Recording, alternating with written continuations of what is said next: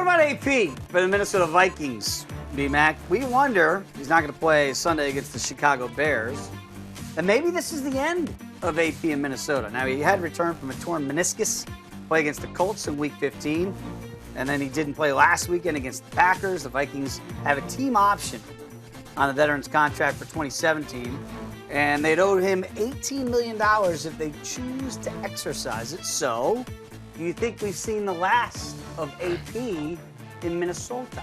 No, I don't think we've seen the last of Adrian Peterson.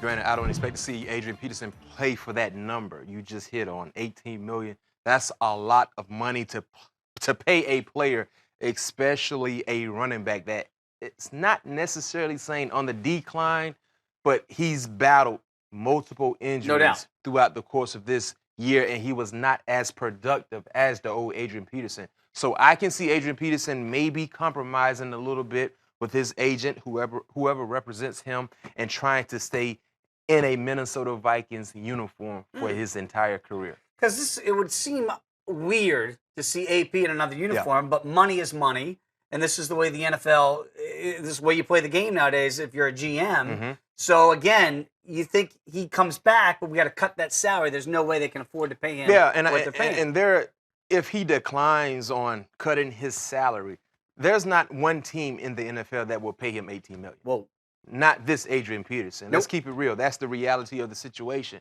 Now, there may be teams that will love his services, but not at that price tag. So it's up to Adrian Peterson. If he's willing to compromise and take a pay cut to remain with this team and allow that money that will not be going into his pocket to help other positions on this team to try to get to the playoffs once again, so be it.